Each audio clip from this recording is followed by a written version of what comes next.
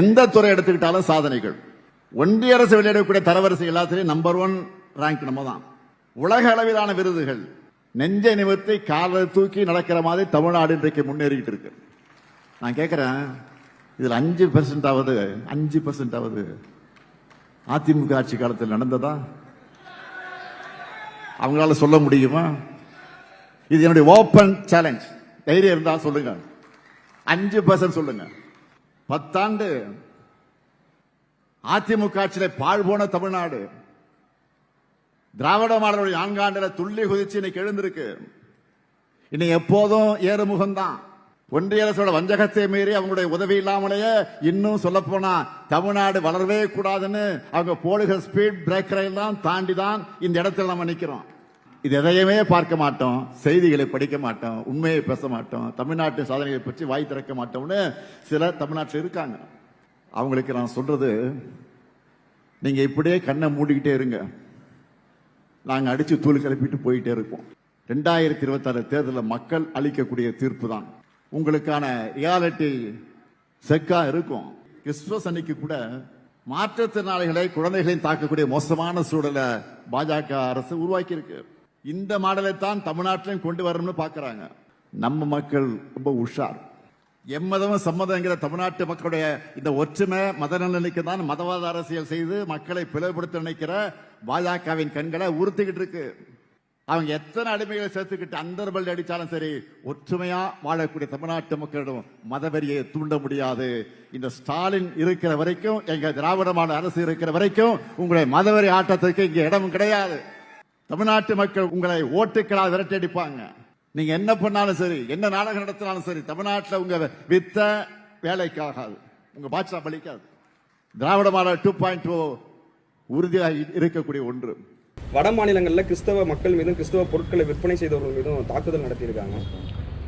ஒரு பக்கம் தாக்குதல் நடத்துவாங்க, ஒரு பக்கம் 11 ஆண்டுகள் கழித்து கிறிஸ்துமஸ் பண்டிகையில் நரேந்திர மோடி கலந்து கொள்வாங்க. இது என்ன வேடிக்கை! நல்லவேளை மறைந்த நடிகர் திலகம் சிவாஜி கணேசன் அவர் காலத்தில் நடித்து நடிகர் திலகம்னு பேர் எடுத்தார். இந்த காலத்தில் நடிகர் திலகம்னா பிரதம மந்திரி. வணக்கம், இது கேள்விக்களம். இன்று கள்ளக்குறிச்சியில் அரசு நலத்திட்ட வழங்கிய உதவிகள் வழங்கும் விழாவில் பங்கேற்ற முதலமைச்சர் ஸ்டாலின் 2 முக்கியமான விஷயங்களை சொல்லியிருக்காரு. ஒன்று, கடந்த 4 ஆண்டுகள் 4.5 ஆண்டுகள் சாதனை, திமுக ஆட்சியின் சாதனைகளில் 5% இதற்கு முன்பு இருந்த 10 ஆண்டுகள் இருந்த அதிமுக செய்திருக்கிறதா என்று ஓப்பன் சேலஞ்ச் என்று அந்த கட்சியினுடைய எதிர்க்கட்சி தலைவர் அதிமுகவினுடைய பொதுச் செயலாளர் எடப்பாடி பழனிசாமிக்கு ஒரு சவால் விட்டிருக்கிறார். 2வது, தொடர்ந்து சிறுபான்மையின மக்களுக்கு எதிராக நாடெங்கும் நடக்கக்கூடிய வன்முறை, குறிப்பாக கிறிஸ்துமஸ் சமயத்தில் பல பாஜக ஆளும் மாநிலங்களில் வலதுசாரி அமைப்புகளான விஹெச்பி மற்றும் பஜ்ரங்கதள் போன்ற அமைப்புகள் நேரடியாக மக்கள் மீது தாக்குதல், அந்த விழா கொண்டாட்டங்களை சிதைப்பது, அதை சேதப்படுத்துவது, இது போன்ற பல்வேறு தாக்குதல் நடக்குது. இதையெல்லாம் சேர்த்து வைத்து நான் இருக்கும் வரை, அதாவது இந்த ஸ்டாலின் இருக்கும் வரை மதவெறி ஆட்டத்திற்கு தமிழ்நாட்டில் இடமில்லை என்று சொல்லியிருக்கார். முதலமைச்சரின் இந்த எச்சரிக்கை அர்த்தமுள்ளதா, அதீதமானதா? இதைத்தான் நம்ம இன்று விவாதிக்க இருக்கிறோம். நம்மோடு காங்கிரஸிலிருந்து இனியன் ராபர்ட், பத்திரிகையாளர் ஜென்ராம், தமாகவிலிருந்து KRT ரமேஷ், அரசியல் விமர்சகர் நாகராஜ், விரைவில் திமுகவிலிருந்து தமிழ்கா அமுதரசன் இருக்கிறார்.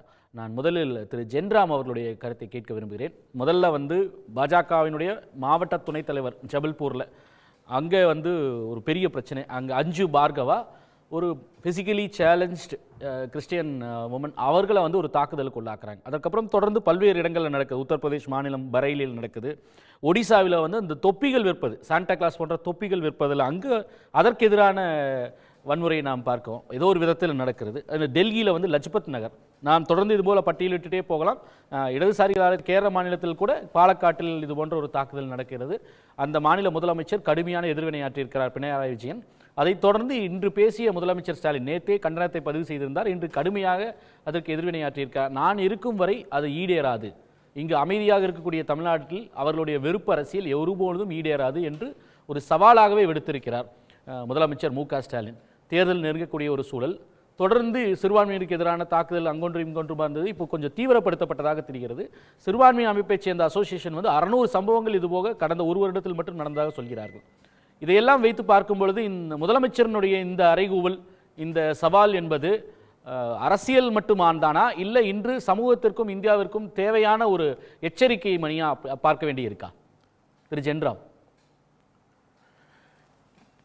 முதலமைச்சருடைய இந்த எச்சரிக்கை அர்த்தமுள்ள ஒரு எச்சரிக்கை. தமிழ்நாட்டில் இந்த மாதிரியான மதவெறி முயற்சிகள், மதவாத அரசியல் முயற்சிகள் வெற்றி பெறாது. அதற்கு தமிழ்நாட்டின் பண்பாடு, தமிழ் மக்களின் நல்லிணக்க பண்பாடு இடம் தராது. அதை மீறி சட்ட ரீதியாக நெருக்கடிகள் வந்தாலும் அரசு உங்களுடைய காப்பாளனாக இருக்கும். நான் முதலமைச்சராக இருக்கும் வரை, ஸ்டாலின் இருக்கும் வரை இடமில்லை, திராவிட மாடல் ஆட்சி இருக்கும் வரை அதற்கான இடமில்லை அப்படின்னு உறுதியளிச்சிருக்கிறார்.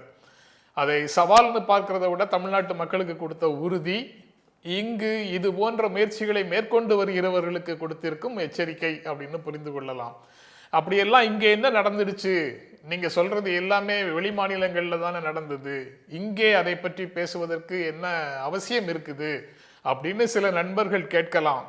ஆனா இங்க இந்த மாதிரி முயற்சிகள் தலைதூக்க எத்தனித்து கொண்டே இருக்கின்றன அப்படிங்கிறதையும் கடந்த காலத்துல நம்ம பார்க்கிறோம். தஞ்சாவூர்ல ஒரு மாணவி தற்கொலை செய்து கொண்ட போது, மைக்கேல்பட்டியில் அந்த மாணவி தற்கொலை செய்து கொண்ட போது மத மாற்றத்திற்காக நடந்த முயற்சி, மத மாற்றத்தின் முயற்சியில அவங்க மன கலக்கம் அடைந்து மன நிம்மதி இழந்து அவர்கள் தற்கொலை செய்து கொண்டார்கள். ஆக இதற்கு அடிப்படை காரணம் மதமாற்ற முயற்சி தான் அப்படின்னு ஒரு தியரியை ஃப்ளோட் பண்ணி சமூக ஊடகங்களில் பிரச்சாரம் பண்ணி அதை இந்திய அளவில் எடுத்துட்டு போய் அதுக்கப்புறம் சிபிஐ, இந்த போலீஸ் தலையீடு, இந்த போலீஸ் சுதந்திரமாக செயல்படவில்லை, அரசின் தலையீடு இருக்குது, அதனால இது சிபிஐக்கு போகணும்னு கோரிக்கை வச்சு சிபிஐக்கு போய் சிபிஐ விசாரித்து அதுக்கு தீர்வும் சொல்லிட்டாங்க, முடிவும் சொல்லிட்டாங்க. மதமாற்றம் அது அடிப்படை காரணம் அல்ல, நடந்தது தற்கொலை தான், சந்தேகத்துக்கு இடமான மரணம் இல்லை, தற்கொலை தான் என்பது சிபிஐ இடமிருந்து முடிவாக சேர்ந்துருச்சு.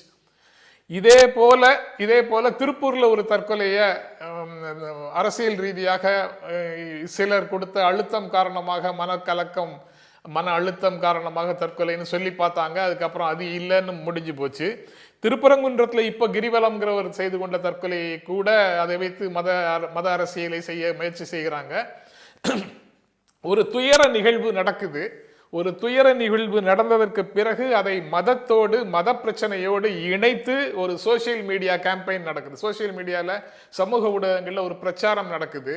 அந்த பிரச்சாரம் தேசிய அளவில், இந்திய அளவில் எடுத்துட்டு போறாங்க. எங்கேயாவது ஒரு இடத்துல டெல்லியில் யாராவது பிரஸ் மீட் கொடுக்குறாங்க, இதை ஒரு பெரிய விஷயமாக ஹைலைட் பண்ணி இந்துக்களுக்கு எதிராக தமிழ்நாடு அரசு இருக்குது அப்படின்னு ஒரு கேம்பெயினை நடத்துறாங்க. இந்துக்களுக்கு எதிராக திமுக இருக்குதுன்னு ஒரு கேம்பெயினை நடத்துறாங்க. தமிழ்நாடு போலீஸ் விசாரணை சரியில்லை, இதுக்கு ஒன்றிய அரசின் விசாரணை அமைப்புகள் விசாரிக்கணும் அப்படின்னு ஒரு கோரிக்கையை வைக்கிறாங்க. இது எல்லாம் நடந்து முடிஞ்சு ஒன்றிய அரசின் அமைப்புகள் விசாரிச்சாலும் சரி, நீதிமன்றத்தில் போய் விசாரணை முடிந்து வந்தாலும் சரி, நீதிமன்ற வழிகாட்டுதலின்படி ஒரு விசாரணை குழு அமைத்து விசாரித்தாலும் சரி, எல்லாமே கடைசியில் பாரதிய ஜனதா கட்சியோ அதனுடைய குடும்பத்தினரோ பரிவார் அமைப்புகளோ என்ன பிரச்சாரத்தை முன்னெடுக்க முயற்சி செய்தார்களோ அதற்கு நேர் மாறாக ஒரு நிலையை தான் அவங்களுடைய விசாரணையும் சொல்லுது. இயல்பாகவே தமிழ்நாட்டில் ஒரு மத நல்லிணக்கம் இருக்கிறதுனால, அது ஒரு பண்பாக தமிழ்நாட்டில் இருக்கிறதுனால, அந்த தனிப்பட்ட சோகங்களை மதவாத அரசியலாக மாற்றுவதற்கு நடக்கக்கூடிய முயற்சிகள் வெற்றி பெறுவதில்லை. இறுதியில் அவை சட்ட ரீதியாகவும் நிராகரிக்கப்படுகின்றன. அதனால இதுவரைக்கும் தப்பிச்சிட்டு இருக்கோம். இனியும் அது போன்ற முயற்சிகள் நடக்கலாம், சட்டத்தின் வழி கொண்டு நடக்கலாம். வழிபாட்டு தலங்கள் காப்பு சட்டம் கருத்தில் கொள்ளப்படாமல் சில வழிபாட்டு தலங்களில் கிளைம்ஸ் வச்சு கோரிக்கை வைக்கிறாங்க, அது வழக்குகளாக போடுறாங்க, கேம்பெயின் பிரச்சாரம் செய்கிறாங்க, அதன் மூலமாக சமூகத்தில் ஒரு பிளவை ஏற்படுத்துவதற்கு முயற்சி செய்கிறாங்க. நாடெங்கிலும் நடக்குது, தமிழ்நாட்டிலேயே ஆங்காங்கே நடந்துட்டு தான் இருக்குது. ஆனால் அது வலுப்பெறவில்லை. தமிழ்நாட்டில் இயல்பாகவே அந்த பண்பு தடையாக இருக்குது. அது தவிர அதை மீறி சட்ட ரீதியாக ஒரு அழுத்தம் கொடுத்து செயல்பட அவர்கள் உள்ளே வந்தாலும் காப்பரனாக அரசு இருக்குங்கிறத சமீபத்திய நிகழ்வுகள் மூலமாகவும் நம்ம தெளிவாக புரிந்து கொண்டிருக்கிறோம். அதனால அந்த முயற்சிகளுக்கு ஒரு எச்சரிக்கையாக, அர்த்தமுள்ள ஒரு எச்சரிக்கையை சொல்றாரு. அது போக இது இன்றைக்கு பேசுகிறார், நேற்று 25ஆம் தேதி நீங்க சுட்டி காட்டியதை போல இந்தியாவின் பல மாநிலங்களில் கிறிஸ்துமஸ் கொண்டாட்டங்களின் மீது ஒரு தடையேற்று சேதம் ஏற்படுத்தும் விதமாக, அதை தொந்தரவு செய்யும் விதமாக பல்வேறு இடங்களில் தாக்குதல்கள் நடந்திருக்குது. இது போன்ற நிகழ்வுகளின் பின்னணியில தான் பினராயி விஜயன் நேற்று சொன்ன கருத்தும் இன்று தமிழ்நாடு முதலமைச்சர் இன்று சொல்லியிருக்கக்கூடிய கருத்தையும் நான் பார்க்கிறேன். இந்த எச்சரிக்கைகள் அர்த்தம் உள்ளவை. இதுல சீரியஸாக இதை எடுத்துட்டு சமூகத்தில் இருக்கக்கூடிய ஒவ்வொருவரும் இந்த சமூக நல்லிணக்கத்தை தமிழ்நாட்டின் பண்பாக உயர்த்தி பிடிப்பதற்கு ஒவ்வொருத்தரும் தயாராக இருக்கணும் அப்படிங்கிறத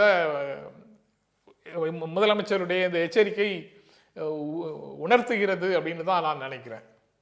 இது உங்கள் முதல் கருத்தாக எடுத்துக்கிறேன். திரு நாகராஜ், அதாவது தொடர்ந்து பல்வேறு சம்பவங்களில் இது போன்ற திட்டமிடல் கான்ஷியஸாக ஒரு திட்டமிட்டு சமூக நல்லிணக்கத்தை மத நல்லிணக்கத்தை வந்து கெடுக்கும் விதமாக திட்டமிட்டு செய்கிறார்கள். அதனோட நீட்சியாகத்தான் இப்போ நம்ம பல்வேறு இடங்களில் பார்க்குறோம். அதற்கு எதிரான ஒரு அரணாக ஒரு மீனிங்ஃபுல் ரெசிஸ்டன்ஸ், ஒரு மீனிங்ஃபுல் காஷனாக தான் வந்து ஒரு அர்த்தமுள்ள எச்சரிக்கை முதலமைச்சரினுடைய இன்றைய பேச்சு அப்படின்றத அதை சொல்கிறேன். ஒரு 6 வருடங்களுக்கு முன்னாடி ஒரு வேறு மதத்தின் திருமணத்துக்கு முதலமைச்சர் சென்றிருந்தார். அப்போது வந்து இந்து முறை திருமணத்தை பற்றி அவருக்கு அதில் நம்பிக்கை இல்லை. கரெக்ட், அவர் வந்து பெரியார் வழி வந்தவர், அவருக்கு எந்த கடவுள் மேலேயும் நம்பிக்கை கிடையாது. ஆனால் முதலமைச்சர் அன்று என்ன பேசினார் என்பது எல்லாருக்கும் தெரியும். அதற்கான வீடியோ வேணால் நான் இப்போ உங்களுக்கு கூட எடுத்துறேன், நீங்கள் வேணால் கூட போடுங்க. அது ஒரு 3 நிமிஷம் வீடியோ. அதாவது என்னன்னா, எல்லா மதத்திற்கும் சார் நீங்க பேசும்போது நான் பேசல, அன்றைய எதிர்க்கட்சி தலைவராக பங்கு பெற்ற அவர் பேசின நிகழ்ச்சி தான், அவர் பேசினது. அவர் நான் வேணா வீடியோ வேணா தரேன், நீங்க வேணா போடுங்க. அவர் அதெல்லாம் கேட்கல, அவர் முதலமைச்சரான்னு கேட்டார். அன்று அவர் எதிர்க்கட்சி தலைவர். நீங்க விஷயத்துக்கு வாங்க. அது இன்றைய முதலமைச்சர் தானே. அவர் அன்று வேற இல்ல, இன்னைக்கு வேற, ஒரே சால் தானே, 2 பேரும் ஒரே ஆள் தானே. புரிஞ்சுச்சீங்க? முக ஸ்டாலின் சொல்றேன், விஷயத்துக்கு 2 பேரும் ஒரே ஆள் தானே. அவர் எதிர்க்கட்சி தலைவர், பரவாயில்ல, சப்ஜெக்ட்டுக்கு வாங்கன்ற அதான் சொல்றேன். சோ பார்வைன்றது எல்லா மதத்துக்கும் ஒன்னா தான் இருக்கணும். ஒரு மதத்துக்கு ஒரு மாதிரி, இன்னொரு மதத்துக்கு ஒரு மாதிரி இருந்தா என்ன எல்லாமே என்னன்னா, அந்த 15% மைனாரிட்டி வாக்கு, அந்த மைனாரிட்டி வாக்கு வாங்குறதுக்காக நான் அரணா இருக்கேன், அதுவா இருக்கேன், இதுவா இருக்கேன்னு சொல்லிட்டு இருக்காரு. நான் சொல்றேன், இப்ப பாட்டாளி மக்கள் கட்சி வந்து 26/8/2025 ஒரு டேட்டா கொடுக்குறாங்க. மொத்தம் 505 வாக்குறுதி கொடுத்தாங்க. இந்த 505 வாக்குறுதியில் வந்து 66 வாக்குறுதிகள் முழுசா நிறைவேற்றி இருக்காங்க. அரைகுறையா நிறைவேற்றினது 66, மிச்சம் 373 நிறைவேற்றலன்னாங்க. நீங்கள் பாசிட்டிவ் பாலிடிக்ஸ் பண்ணணும், க்ரோத் பாலிடிக்ஸ் பண்ணணும் அப்படின்னா இதில் எவ்வளோ நிறைவேற்றிருக்கேன், இது பொய், இது உண்மை, இது கஷ்டம், இது நஷ்டம் அப்படின்னு சொல்லி பண்ணணும். ஆனால் திரும்ப திரும்ப திரும்ப திரும்ப முதலமைச்சர் அவங்களாம் பேசப்படுகிறது மைனாரிட்டி அரணை காப்பாற்றணும், அதற்கப்புறம் வந்து பிஜேபி எதிர்ப்பு, இதை சுற்றி சுற்றி தான் முதலமைச்சர் வந்துட்டு இருக்கார். தவிர நான் வந்து இப்போ ஃபார் எக்ஸாம்பிள் லேப்டாப் கொடுக்குறாங்க, லேப்டாப் கொடுக்குற சிறுபான்மையினர் மக்கள் மீது ஒரு தாக்குதல் நடக்குது, உங்களுக்கு நாங்கள் பாதுகாப்பாக இருப்போம்னு சொல்லி ஒரு முதலமைச்சர் சொல்றதுல என்ன தப்பு இருக்கு? நான் அவர் பாதுகாப்பா இருக்க சொல்றது தப்பு சொல்ல, எல்லாருக்கும் பாதுகாப்பா இருக்குன்னு தான் நான் சொல்றேன். எல்லாத்துக்கும் ஒரு சார்பா இருக்காதீங்கன்னு தான் நான் சொல்றேன். இல்ல, இதுல என்ன சார்பு வந்துருச்சு? இதுல என்னங்க 6 வருஷத்துக்கு முன்னாடி பேசியிருக்காருங்க. அப்ப நம்ம எதை நம்புறது? இப்போ இது ஓட்டுக்காக பண்ற மாதிரி தானே இருக்கு. இன்னைக்கு வந்து இஸ்லாம் கிறிஸ்டியன் மக்கள் மீது நாடெங்கும் வந்து கிறிஸ்துமஸ் சாண்டா போட்டவங்களை அடிக்கிறது, இல்ல தொப்பி விற்க கூடாதுன்னு சொல்றது, இல்ல கேரளுக்கு போறவங்க மேல வந்து நடிக்கிறது, அதுவும் ஒருத்தருடைய பிலீஃப், ஒருத்தருக்கான ஒரு பொலிட்டிக்கல் ஐடியாலஜி இருக்கிற கருத்து பேசுறதும் 2 ஒண்ணா? அதாவது இந்து மதத்தை வந்து இந்துவோட கல்யாணத்தை இது பண்றது கரெக்ட்ன்றீங்க நீங்க. நான் இப்ப அது பேசுறது கரெக்டா தப்பா? இல்ல, நான் கேட்டது முதலமைச்சர் அவர் வந்து ஒரு ஸ்கூல் ஆஃப் தாட்ல இருந்து வர்றாரு. நான் ரொம்ப கேட்கக்கூடியது இல்ல சார், நான் ரொம்ப இல்ல முதலமைச்சர் வந்து இல்ல ஒரே கேள்வி, முதலமைச்சர் போய் அடிக்க சொன்னாரா? முதலமைச்சர் ஏதாவது இடத்துல போய் தடுத்து நிறுத்தினாரா? இல்ல சார், இல்ல இல்ல என்ன சொல்றேன், முதலமைச்சர் எங்க போய் முதலமைச்சர் ஒரு கட்சியை சார்ந்தவங்களோ போய் எங்க ஒரு இந்து நடக்கும்போது போய் தடுக்கவோ இல்ல அசால்ட்டோ எதுவும் பண்ணல. ஒரு நிமிஷம் முதலமைச்சர் அவர்கள் எல்லாம் அதாவது இப்போ எனக்கு நம்பிக்கை இருக்கும், உங்களுக்கு நம்பிக்கை இருக்கும், உங்களுக்கு நம்பிக்கை இருக்கக்கூடாது, எல்லா நம்பிக்கையும் மதிக்கணும். ரைட். இப்போ ஃபார் எக்ஸாம்பிள் விபூதி எடுத்துட்டு போனால் விபூதியை தட்டி விட்றது. இப்போ ஸ்ரீரங்கம் கோயில் வாசலில் ஒன்று பண்ணார், முன்னாடியே உங்களுக்கு ஞாபகம், அதை நீங்கள் பார்த்துருப்பீங்க, எனக்கு அந்த வீடியோ பார்த்துருப்பீங்க. ஸோ இது வந்து ஓட்டுக்காக செய்யப்படுகிறது தான் நான் பார்க்குறேன் பர்சனலாக. ஓட்டுக்காக பேசுறதா தான் நான் பார்க்குறேன். ஓகே, சிஎம்மோட வந்து ஓட்டுக்காக செய்கிறாங்க அப்படின்றாங்க. ஆனால் அது ஒப்பீடு அது சரியானது, எனக்கும் அதில் அது சந்தேகங்கள் இருக்குது. அங்கே சிறுபான்மையினர் மக்கள் மீது நடத்தக்கூடிய தாக்குதலும் உங்களுக்கு அரணாக இருப்பதுன்றதே வந்து சரியான ஒப்பீடாக இருக்குமான்னு தெரியல. நீங்கள் உங்களுடைய கருத்துக்காங்க. இல்லை, அவர் பேசும்போது ஆஃப்டர் ஆல் ஒரு 15% வாக்கு வங்கிக்கு தான் இந்த மாதிரி அரண் அதெல்லாம் சொல்கிறீங்களா அப்படின்னு கேட்குறாரு. நான் திருப்பி அவரை பார்த்து கேட்குறேன், அந்த 15% வாக்கு வங்கிக்கு தான் நேற்று நரேந்திர மோடி சர்ச்சுக்கு போனாரா டெல்லிக்கு? அப்போது இந்த நரேந்திர மோடி ஒரு பக்கம் வந்து சர்ச்சில் போய் உட்காந்து ப்ரேயர் பண்ணுற மாதிரி ஒரு ஃபோட்டோ ஷூட் நடத்துகிறாங்க, அதுக்கு பேரலா இன்னொரு பக்கம் வந்து விஹெச்பியும் பஜ்ரங் தள் ஆட்களும் இந்தியா முழுக்க கலவரத்தில் ஈடுபடுறாங்க. இது தற்செயலாகவோ அங்கங்கே நடந்த சம்பவம் கிடையாது. இது திட்டமிட்டு டிசம்பர் 15 நடத்தப்பட வேண்டும் என்று நடத்தப்பட்ட ஒரு ஆர்கனைஸ்டு கிரைம் இது. இவங்களுக்கு என்ன பிரச்சனைனா, அடிப்படையில் இந்தியாவில் இந்த கிறிஸ்தவ மிஷனரிகள் வந்து கல்விக்கும் சுகாதாரத்துக்கும் முக்கியத்துவம் கொடுக்குறாங்க. அது ஏதோ ஒரு வகையில் இவங்களுக்கு வந்து ஒரு பெரிய வன்மத்தை ஏற்படுத்துது. ஏன்னா இங்கே வந்து ஒடுக்கப்பட்ட பிற்படுத்தப்பட்ட மக்கள் கல்வி போய் சேராமல் இருக்கிற பல பகுதிகளில் வந்து இந்த கிறிஸ்தவ மிஷனரிகள் தான் அவங்க படிக்கிறது பிடிக்கல அப்படின்றீங்க. அவங்க படிக்கிறதே பிடிக்கல இவங்களுக்கு. அவங்களுக்கு ஆங்கிலம் இவங்களுக்கு ஆங்கிலம் படிக்கிறது பிடிக்கல. வந்து கன்வர்ஷன் ஆங்கிலம் பண்றாங்கன்னு படிக்கிறது பிடிக்கல. இவங்களுக்கு கன்வர்ஷன் பண்றாங்கன்னு ஒரு பயம் இருக்குல்ல, கன்வர்ஷன் பண்றாங்கன்னு ஒரு பயமும் வருது இல்ல சார். அதற்கும் அரணா இருக்கணும். அவ்வளவு பயம் இருந்தா அரசியலமைப்பு சட்டம் எதுக்காக ஜபல்பர் வைஸ் பிரசிடென்ட் அனுஜ் பார்கவாக்கு வந்து அஞ்சு பார்கவாக்கு ஷோகாஸ் நோட்டீஸ் அனுப்பிச்சாங்க விளக்கம் கொடுக்க சொல்லி ஒரு வாரத்துல? நீங்க பண்ணது தப்புன்னு பிஜேபியே சொல்லி தான் நோட்டீஸ் அனுப்பிச்சிருக்கு. இல்ல சார், நான் சொல்றது அவர் மீது நடவடிக்கை எடுக்கப்படும் பிஜேபி தான் சொல்லுது. இல்ல, முதலமைச்சர் அவர்களின் பார்வை எல்லாத்துக்கும் ஒண்ணா இல்ல, இருக்கணும். அவர் ஆனா அப்படி கேட்கக்கூடிய இல்லை. நாடு முழுக்க அப்படி நடக்கக்கூடிய இல்லைன்னு சம்பவங்களை நியாயப்படுத்த முடியாதுல்ல யாருமே. நீங்களும் ஒத்துப்பீங்கன்னு நினைக்கிறேன். இது கிறிஸ்டியன்ஸ் மேல நடத்தப்பட்ட தாக்குதல், ஒரு பிசிக்கலி சேலஞ்ச், ஊனமுற்ற ஒரு பெண் மீது அங்க இருக்கக்கூடிய பாஜக மாவட்ட துணைத் தலைவர் நடத்திய தாக்குதலை ஒத்துக்க முடியாது இல்ல. எந்த மதத்தின் மேல் யாரோட காழ்ப்புணர்ச்சி எது பண்ணாலும் தப்பு தான். தப்பு இல்ல நான் சொல்லல. யாரும் இல்ல, ஆனா நான் அரணா இருப்பேன். நான் அதுவா இருக்கும்போது டவுட் வருது. ஏன் டவுட் வருதுன்னா, இவர் வந்து இந்துவோட முறைகளையும் இது தப்பா அவர் காமனான person. Is a common person for whole Tamil Nadu. Right. ஒரு சார்பு மரத்தை வந்து அப்பீஸ் பண்றது, இன்னொரு இதுல அப்பீஸ் பண்ணல. இல்ல, அப்பீஸ்மென்ட் எங்க இருக்குன்னு எனக்கு தெரியல. இல்ல சார், இதுல அப்பீஸ்மென்ட் ஒண்ணுமே இல்ல. அவர் என்ன சொல்றாரு, கன்வர்ஷன் பண்றாங்க. இந்திய அரசியலமைப்பு சட்டம் ஆர்டிகல் 25 எல்லா மதத்தையும் பரப்புகின்ற பிரச்சாரம் செய்கின்ற அடிப்படை உரிமையை கொடுக்கிறது எல்லா குடிமகன்களுக்கும். அந்த அடிப்படையில தான் வந்து எல்லாரும் இங்க மதத்தை போதிக்கிறாங்க. இப்ப நீங்க யுஎஸ்லயும் ஐரோப்பிய நாடுகளையும் போயிட்டு ஹரே ராமா ஹரே கிருஷ்ணா ஆட்கள் வந்து மதமாற்றம் செய்யறாங்க. அங்க இருக்கிற கிறிஸ்தவர்களையும் அங்க இருக்கிற இஸ்லாமியர்களையும் அது மதம் என்கிற பிரச்சாரத்தை எல்லாரும் ஈடுபடலாம். அது செய்யறதுக்கான உரிமை இருக்கான்னு கேட்கிறோம். நம்ம இன்னைக்கு தமிழ்நாட்டில் வந்து இந்த விஹெச்பியும் பஜ்ரங் தள் வாலாட்ட முடியுமா தமிழ்நாட்டில்? இன்னைக்கு அதுதான் முதலமைச்சர் அடிகோட்டிட்டு காமிக்கிறார். உங்களால தமிழ்நாட்டில் வாலாட்ட முடியுமான்னு கேட்கிறார். இங்க எல்லாருமே சமத்துவத்தை கொண்டாடுறாங்க. சரி, இந்த பெசநகர் சர்ச்சில் இந்துக்களும் போறாங்க, இஸ்லாமியர்களும் போறாங்க. நிறைய கோயில் கும்பாபிஷேகங்கள்ல சர்ச் பாதிரியார்கள் போறாங்க. நிறைய நாகூர் தர்காவுக்கு கோவில் இருந்து அங்க சில விஷயங்கள்லாம் போகுது. இந்த மாதிரியான முதலமைச்சர் பேச்சிலே இன்னைக்கு அது சொல்றாரு. அதுதான் இந்த தமிழ்நாட்டில் உங்களுக்கு வந்து சர்ச்சில் கொண்டாடுறாங்க, கேக்கு பிரியாணி கேட்கறாங்க இந்துக்கள், ரம்ஜானோ இல்ல கிறிஸ்துமஸ் வந்தான்றது அவரே சொல்லி தான் இதை சொல்றாரு. அதே சர்ச்சில் வந்து விஜயோட கரூர் சம்பவத்தை பத்தியும் பேசியிருக்காங்க. ஒரு வீடியோ வந்து நீங்க பார்த்திருப்பீங்கன்னு நினைக்கிறேன். அதுல என்ன பிரச்சனை இருக்கு? அது யாரு மதரீதியா யாராவது தூண்டிட்டாங்களா? அந்த இடம்ன்றது அரசியல் செய்ய வேண்டிய இடம் கிடையாதுல்ல. அந்த இடம்ன்றது பிரேயர் செய்ய வேண்டிய இடம் தானே. அதுல அரசியல் வரும்போது என்ன பிரச்சனை வருது? அதுல அப்பதானே பிரச்சனை வருது உங்களுக்கு. அதை தான் கேக்குறாங்க. அதை முதல்ல வந்து கவர்மெண்டே பண்ணிட்டு இருக்குது டெல்லியில இருந்து அப்படின்னு எங்க அதிகாரப்பூர்வமா பண்ணுது. என்னது சங்கரமணம் என்ன பண்ணுது? சங்கரமணம் என்ன பண்ணுது சொல்லுங்க. எல்லா மதமே அரசியல் தொடர்புபடுத்தப்பட்டதுதான். அதுல யாருக்கும் எந்த மாற்று கருத்தும் இல்ல.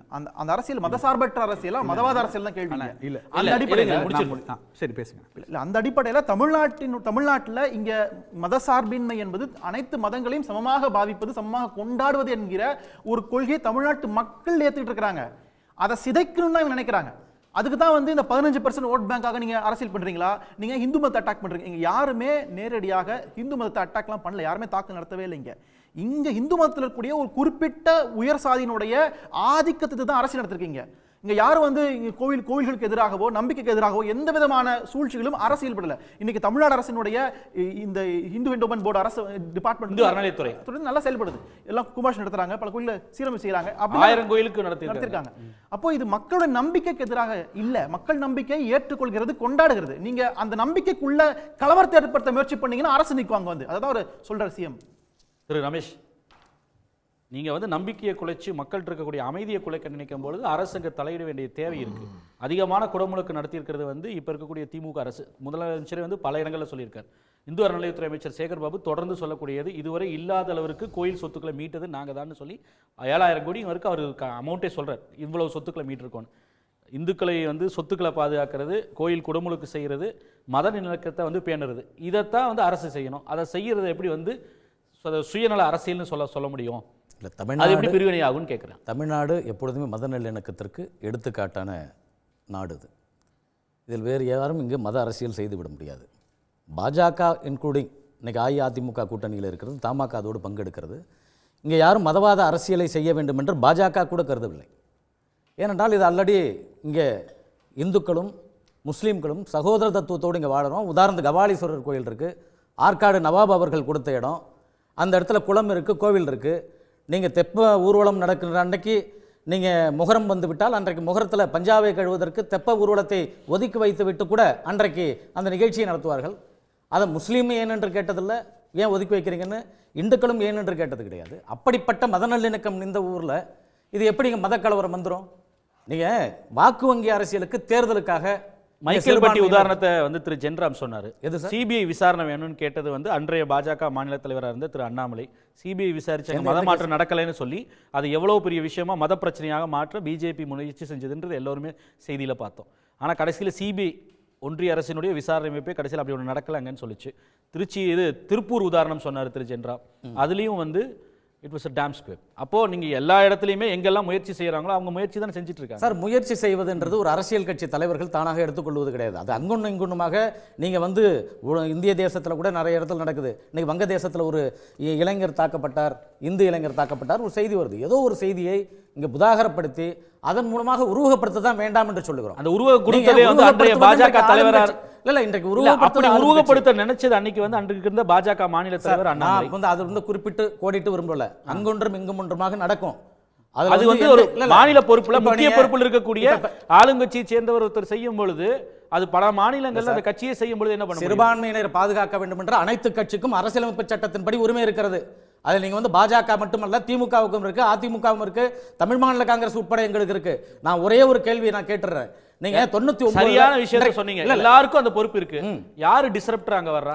அதை தடுக்க நினைக்கிறது யாரு? இன்னைக்கு நீங்க நடக்கக்கூடாத விஷயம் நீங்க நடந்ததாக கற்பனை காட்டுறீங்க. நீங்க திருப்பரங்குன்றத்துல ஒரு 10 பேரை வச்சு தீபம் ஏத்துங்கன்னு சொல்லிட்டாங்க. 10 பேரோட தீபம் ஏத்துட்டு அந்த இஸ்லாமிய தோழர்களே 2 பேரை வர வச்சுட்டா அந்த விஷயமே முடிஞ்சு போச்சு. இவ்வளவு பெரிய பூதாகரமாக நீங்க சட்டம் ஒழுங்கு பிரச்சனை கிடக்கூடிய அளவிற்கு அதை இஷ்யூ நீங்க கொண்டு போறது தமிழ்நாடு ஒரே ஒரு கேள்வி உங்ககிட்ட நீங்க வந்து மாவட்டத்தினுடைய நிர்வாகம் சேர்ந்து செய்யுது. ஒரே ஒரு கேள்வி. அந்த கோயில் இப்போ வழிபாட்டு அப்படின்னு நீங்க போய் விளக்கேற்றலான்னு சொல்லுவாங்க. நாளைக்கு நான் விளக்கேற்றுற இடத்திற்கு வருஷத்துல எப்பனாலும் போவேன்னு சொல்ல முடியும். நாளைக்கு இதே போல ஒரு நீதியரசர் ஒரு தீர்ப்பு கொடுக்குறான்னு வச்சுங்க, தொடர்ந்து வந்து நீங்க 100 பேரை கூட்டு அங்க போயிட்டு இருப்பீங்க. இது ராம்லல்லாவை கொண்டு போய் அயோத்தியில வச்ச மாதிரி கதை தான். 100 பேர் அன்னைக்கு இது வந்து கார்த்திகை தீபத்துக்கு மட்டும் தான் ஏத்த போறாங்க, மத்த நாள் ஏத்த முடியாது. அன்னைக்கு தீபம் வச்சாச்சு, அடுத்த நாளைக்கு போகணும்னா சொல்ல முடியும். நீங்க தமிழக அரசு தான் மத நல்லிணக்கத்துக்கு எடுத்துக்காட்டு தானே. நீங்களே கூப்பிட்டு சரி ஜட்ஜ்மெண்ட் கொடுத்துருக்காங்க 10 பேரோட போங்கன்னு சொல்லிட்டு அரசாங்கத்தை அதை முன்னெடுத்து அவர்கள் சகோதர தத்துவத்தை ஏற்படுத்தலாமே. அது கோயில் மாற்று கருத்துமே அது கோயில் தானே முடிவு பண்ணும். சார், கோவில் அரசாங்கத்தினுடைய கட்டுப்பாட்டில் ட்ரஸ்டா இருந்தா கூட அரசாங்கம் தானே கட்டுப்படுத்துது. தமிழகத்தோட முதல்வர் சொன்னா கேட்பாங்கல்ல. இல்ல, கோயில் வந்து அங்க ஏற்கனவே ஒரு முடிவு எடுத்து நாங்கள் காலங்காலமா இங்க தான் வந்து ஏத்திட்டு இருக்கோம் அப்படின்னு சொல்லி அவர்கள் ஒரு முடிவு எடுத்து தான் நாங்க உச்சி பிள்ளையார் கோயில் பக்கத்துல ஏத்துறாங்க. அப்படி என்றால் நீங்க அங்க இருந்த இஸ்லாமிய தோழர்கள் தடுத்து நிப்பாட்டி இருக்கணும். ஏன் நீங்க கோயில் இதுல கேள்வி வந்து இஸ்லாமியர்களுக்கு இந்துக்களுக்கான கேள்வியே கிடையாது. ஒரு கோயில் எடுக்கக்கூடிய முடிவு அது கோயில் மட்டும்தான் தீர்மானிக்கக்கூடிய விஷயம். அதுதான் 96ல வந்து நீதியரசர் கனகராஜ் ஜட்ஜ்மெண்ட்டும் சரி, இல்ல 2017 சரி 2014 சரி உறுதி செய்யப்பட்டது. 1994 இந்த பிரச்சனை தொடங்கினப்பவே அந்த ஸ்தானிகர்கள்லாம் வந்து அங்க முடிவு செஞ்சிருக்காங்க. அவங்க லெட்டர் எழுதியிருக்காங்க. காலங்காலமாக எங்களுடைய முன்னோர்களே சொன்னது இங்கே வந்து உச்சி பிள்ளையார் கோயில் பக்கத்துல ஏத்துவதுதான் வந்து மரபு, அதை தான் நாங்க கடைபிடிச்சிட்டு இருக்கோம். அதுக்கு நீங்க தனி விவாதமே நடத்தலாம், அதுக்குள்ள நான் போகல. நீங்க சொன்னதால நான் சொல்றேன். இப்ப வந்த செய்திக்கு அதை பத்தி ஒரு விரிவான கட்டுரை வந்திருக்கு ஆங்கில நாளிதழில். ஆமா, இப்ப வந்த செய்திக்கு நீதியரசர் கொடுத்ததுக்கு அது சர்வசாதாரணமா முடியக்கூடிய நிகழ்ச்சியை மிகப்பெரிய பூதாகரமாக படுத்தியது தமிழக அரசு. இன்னொன்று நான் சொல்கிறேன் பாருங்க, இந்த விஷயம் சிம்பிளாக சொல்கிறது, அன்னைக்கே கூப்பிட்டு இஸ்லாமிய தோழர்கள் 4 பேர் இவங்கள 4 பேர் கூப்பிட்டு முடிச்சிருந்தா இன்றைக்கு அது அமைதியாக போகக்கூடிய விஷயத்தை காவல்துறையை வச்சு கட்டுப்படுத்தி நூற்றுக்கணக்கான அன்றைக்கு அந்த ஊர்வலம் போயிட்டு இருக்காங்க. ஆல்ரெடி கிரிவலம் யார் இப்போ போகலாங்க, கிரிவலம் செல்றாங்க. அந்த ஊர் மக்கள் யாருமே போகல, அவங்க கண்டுக்கவே இல்லை. கிரிவலம் செல்லக்கூடியவர்கள் அவங்க வருகின்ற பொழுது அது கூட்டம் கூடி தடுப்பது போன்ற ஒரு சூழல் உருவாகிடுது. நான் ஒரே ஒரு கேள்வி நான் முதல்வருக்கு என்னுடைய அன்பான வேண்டுகோளா வைக்கிறேன். நீங்க இன்றைக்கு மதவாத நான் இப்ப கிறிஸ்துமஸ் பிரச்சனைக்கு வந்துரும் சார். சிறுபான்மையினர் தாக்கப்படுறது அதற்கு நாங்க பாதுகாப்பா அரணா இருப்போம்னு சொல்றது எந்த விதத்துல வந்து அது மதத்தை தூண்டுறதா, வன்முறை தூண்டுறதா? பாதுகாப்பு ஒரு பொறுப்புள்ள ஒரு அரசனுடைய தலைமையில் இருக்கக்கூடிய ஒரு முதலமைச்சர் சொல்ற பேச்சு தானே. பாதுகாப்பு அரணாக இருக்கிறதுன்றது ஒவ்வொரு முதல்வரும் சொல்ல வேண்டிய கடமை. அதுல நாங்க உள்ள போகல. மதவாத அரசியல் இங்க வரவிடாத அளவுக்கு நாங்க நசுக்குவோம், அவர்களை உள்ள விட மாட்டோம், அவர்களை தொருத்தி அடிப்போம், மக்கள் வாக்குகளால் தொருத்தி அடிக்கிறாங்கன்னு சொல்றாங்க இல்லையா. நான் அந்த கூற்றுக்குள்ளதான் வரேன். 99 மதவாத கட்சி தானே பாஜக. அன்றைக்கு 99 சிவப்பு கம்பளம் போட்டு தமிழ்நாட்டில் வரவேற்றது யார் கேட்போம். அன்றைக்கு நீங்க மத்தியில அமைச்சரவையில பங்கெடுத்தது யார்? முரசொலி மாறன் அவர்கள் தொழில்துறை அமைச்சராக இருந்தது அது யாருடைய அமைச்சரவை? அன்றைக்கு வாஜ்பாய் அவர்கள் நல்லவராகப்பட்டார். அன்றைக்கு RSS உங்களுக்கு சமூக இயக்கமாக தெரிந்தது, மதவாத அரசியல் இல்லை என்று அன்றைக்கு டாக்டர் கலைஞர் அவர்கள் சொன்னார். ஆகவே செய்ததெல்லாம் நீங்க தானே. நீங்க சிவப்பு கம்பளம் போட்டு வரவே இன்னைக்கு அந்த கட்சி வந்து மதவாத கட்சியா இல்லையா? எது சார்? அந்த கட்சி நீங்க சொல்லக்கூடிய கட்சி இருக்கு இல்லையா? அன்னைக்கு பாபரி மஸ்ஜிதை இடிச்சு வன்முறைக்கு பாபர் மசூதி காரணமா, குஜராத் கலவரத்திற்கு காரணமா இருந்த கட்சி எல்லாம் நீங்க சொன்னீங்க இல்லையா? உங்களால தலைவர் மூப்பனார் எதிர்த்த கட்சி தானே. இன்னைக்கு அந்த கட்சி மதவாத கட்சியா இல்லையா? இப்போ இல்ல மதவாத கட்சின்றது நீங்க தான் சொல்றீங்க. நான் கேக்குறது தமிழ் மாநில காங்கிரஸ் என்ன சொல்லுது? அப்ப நீங்க 99ல எதுக்கு வரவேற்றீங்க சார்? அது நான் வந்து டிஎம்கே எதுக்கு உங்களுக்கு நீங்க டிஎம்கே சார்பா பேச வந்திருக்காரு. 99ல நீங்க வரவேற்றீங்க. டிஎம்கே சார்பா வந்திருக்காரு. நீங்க கேட்ட கேள்விக்கு அவர் பதில் சொல்வாரு. நான் கேட்பது தமிழ் மாநில காங்கிரஸ் அது வந்து மத சார்பற்ற கட்சி பாஜக நம்புது சொல்லலாம் இல்லையா? மத சார்பற்ற கட்சின்றது நாங்க இன்னைக்கு ஏத்துக்கிறோம். அன்றைக்கு மூப்பனார் அவர்கள் அன்றைக்கு பாஜக வாஜ்பாய் அத்வானி தலைமையில் இருந்த பாஜக மத சார்பு இல்லாத, அதாவது மதவாத கட்சியா இருந்துச்சு. மோடி தலைமையிலான கட்சி பாஜகன்றது வந்து மதசார்பற்ற கட்சியா இருக்குன்றீங்க. இல்ல அன்றைக்கு வாஜ்பாய் தலைமையில இருந்த அதே இயக்கம் அன்றைக்கு மதவாத இயக்கம் தான், அன்னைக்கு கரசேவை செய்த இயக்கம் தான். அப்படிதான் திமுக சொன்னது. நான் எங்களுடைய கூற்றுக்குள் வராதீங்க. நீங்க கேட்ட கேள்விக்கு அவர் பதில் சொல்றாரு. இன்னைக்கு அது கடுமையா எதிர்க்குதுன்றீங்க. சரி ரைட், உங்களோட கஷ்டம் எனக்கு புரியுது. அது மதசார்பற்ற கட்சின்னு சொல்றது கஷ்டமா தான் இருக்கு உங்களுக்கு தமிழ் மாநில காங்கிரஸ்க்கு. அமுதரே சார், திமுக அன்னைக்கு கூட்டணி வச்சுச்சு, திமுக அன்னைக்கு மூக்கணாங்கயிறு போட்டு மண்டியிட வச்சு எந்த மதவாத செயல்களையும் ஈடுபடாம வச்சிருந்தது அப்படிங்கிறது நாட்டுக்கு தெரியும். இன்னைக்கு நீங்க உங்களுக்கு பட்டுக்குதுங்கிறதுனால நீங்க பேசுறதுனால இந்த மலிவான விமர்சனத்துக்கெல்லாம் பலமுறை பதில் சொல்லியாச்சு. இது வேணும்னே கேட்கிற கேள்வி. 15% சிறுபான்மையினர்களுடைய ஓட்டுக்காக தான் முதலமைச்சர் பேசுறாரு, சிறுபான்மையினரை சுத்தி தான் பேசுறாங்க அப்படின்னா, சிறுபான்மையினரை சுத்தி தானே பாஜக அவங்கள தாக்குது. இன்னைக்கு எவ்வளவு தூரம் அவர்களுக்கு எதிரான அந்த ப்ரூட்டல் அட்டாக் நடந்துட்டு இருக்கு. முதலமைச்சர் அன்னைக்கு கல்யாணத்துல என்ன பேசினாரு? இஸ்லாமியர்கள் ஊடுருவல்காரர்கள், அதிகமான பிள்ளை பெற்றுக்கிட்டு இந்த நாட்டினுடைய சொத்தை கொள்ளடிக்கிறாங்க, அந்த மாதிரி மதவெறியை கிளப்பி விட்டாங்களா? இல்ல யாரும் போய் அடிங்க, போய் வெட்டுங்க, போய் குத்துங்க, எல்லாம் போய் கடப்பாறை எடுத்துட்டு போங்க, திருசூலம் எடுத்துட்டு தான் அரசியல் பண்ணுவோம், அந்த மாதிரி ஏதாவது முதலமைச்சர் பேசினாரா? எந்த இடத்துல பேசிருக்கிற தமிழ்நாட்டுடைய முதலமைச்சர்? எலெக்ஷன்ல வேலை எடுத்தீங்களா இல்லையா? எலெக்ஷன் நேரத்துல வேலை எடுத்தீங்களா இல்லையா? வேலை எடுத்தது பாஜக, விரட்டி அடிச்சது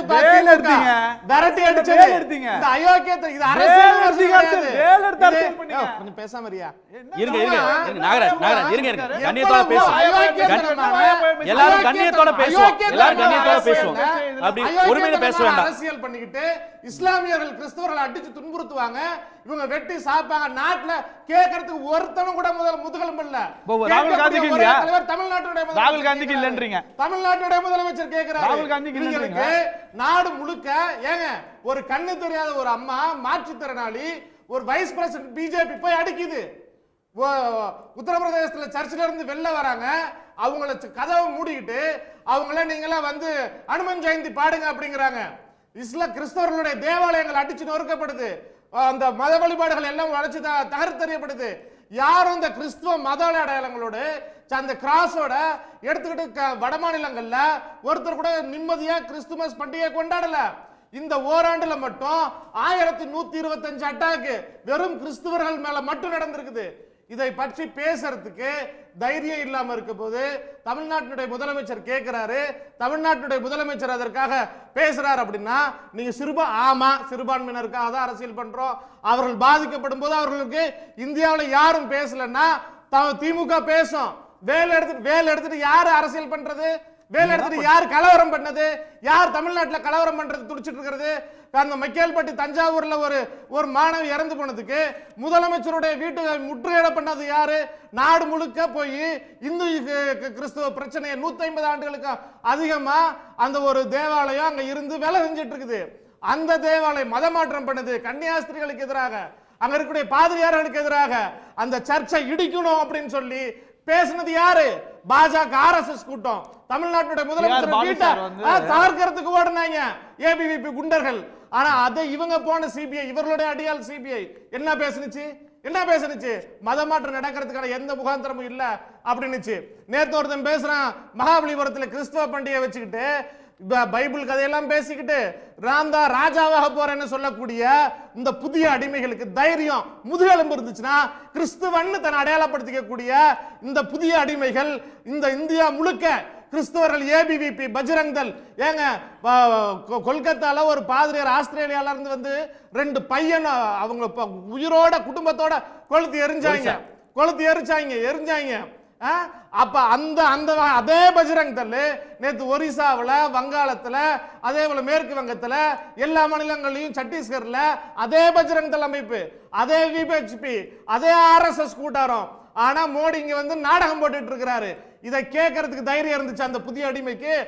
கேக்கு ஊட்டுறதும் குற்ற சம்பவம் பின்னாடி இருக்கக்கூடிய பாதுகாவல கூட்டம் வந்து நீ மேடையில வச்சுட்டு கிறிஸ்துமஸ் கொண்டாடிட்டா நீ சிறுபான்மையினர்கள் பாதுகாவலா? இந்த மாநிலத்துல இன்றைக்கு வரைக்கும் இன்னைக்கு நீ வந்து பள்ளிவாசல்ல வந்து போய் பன்னிக்கறியை தூக்கி போடுவ, கிறிஸ்துவ தேவாலயங்கள்ல உடைப்ப, மதமாற்றம் செய்யப்படுதுன்னு சொல்லுவ. அதே போல உன்னோட ஊர்வலம் வந்து பள்ளிவாசல் வழியா தான் போகும். நீ திருப்பரங்குன்றத்துல போய் கலவரம் பண்ணலான்னு துடிச்சிட்டு இருப்ப. அத்தனை அயோக்கியத்தனத்தையும் ஓட ஓட ஓட விரட்டி அடிப்போம்.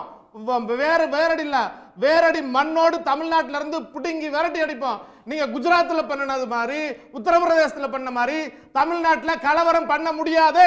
சிறுபான்மையினர்களுக்கு ஆதரவாக, அவர்களுக்கு உச்ச தோழனாக அவர்கள் மேல கையை வச்சா நாங்களும் உங்களுக்கு எதிராக அரசியல் பண்ணுவோம். அதை தமிழ்நாடு பண்ணிட்டு இருக்குது, திமுக பண்ணிட்டு இருக்குது, சிறுபான்மையினர்களுடைய தோழனாக இருக்குது. அதை பற்றி எத்தனை ஆயிரம் விமர்சனங்கள் வந்தாலும் எங்களுக்கு அதை பற்றி கவலை இல்லை. திமுக ஆட்சியில் இருந்தாலும் சரி, இல்லாட்டினாலும் சரி, என்றைக்கும் எல்லாருக்குமான இயக்கமா இருந்துட்டு இருக்குது. இந்த காவி கலிசடைகள் மாதிரியான அரசியலை, புதிய அடிமைகள் மாதிரியான முதுகெலும்பில்லாத அரசியலை திமுக செய்யாது. டிஆர் பாலு சார் ஒரு மீட்டிங்ல சொல்றாரு, நான் இவ்வளவு கோயில் இடிச்சிருக்கேன். இப்போ கிறிஸ்டியன் தேவாலயத்தை இடிக்கிறது டெல்லியில பாஜக ஆபீஸ் வளாகத்துல 300 ஆண்டுகள் இதை இடிச்சிருக்கேன், இவ்வளவு கோயிலை நான் இடிச்சிருக்கேன். 300 ஆண்டுகள் பழமையான கோயிலை பாஜக இடிச்சிருக்கு. அதை கேட்கறதுக்கு யோகியதை இருக்குதா? அதை கேட்கறதுக்கு யோகியதை இருக்குதா? 300 ஆண்டுகள் பழமையான கோயிலை பாஜக அலுவலக வளாகத்துல இடிச்சிருக்காங்க. குஜராத்ல 750 கோயில்கள் ஒரே ஆண்டில் இடிச்சிருக்காங்க. அதாவது அரசியல் விமர்சனம் இல்லன்னா நீ என்ன வேஷம் போட்டு வரேன்னு சொல்லு. எதுக்கு அயோக்கியத்தனமான விமர்சனங்களை வச்சிட்டு இருக்கீங்க? எதுக்கு இந்த வேஷம்? பேசுற தைரியம் இல்லாம அரசியல் விமர்சகர் பத்திரிகை தனிப்பட்ட முறையில் வேண்டாம் சார். டிஆர் பாலு அவர்கள் நான் இவ்வளவு கோயிலை இடிச்சிருக்கேன் அப்படின்னு சொல்லி ஓப்பனாவே சொல்லியிருக்காரு. பொன்முடி அவர்கள் ஒரு ஹிந்து ஒரு சிம்பல் கொச்சப்படுத்திருக்காரு. எந்த கான்டெக்ஸ்ட்ல சொன்னாரு? எந்த கான்டெக்ஸ்ட்ல சொன்னாரு? நெடுஞ்சாலைத்துறை அமைச்சராக பாதையில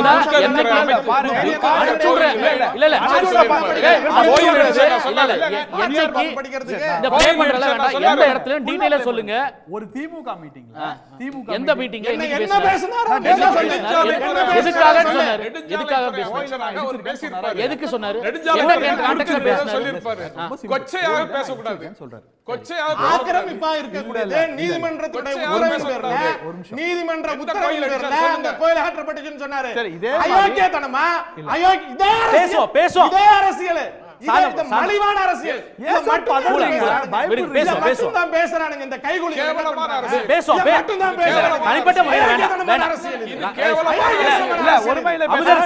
ஒவ்வொரு கட்சி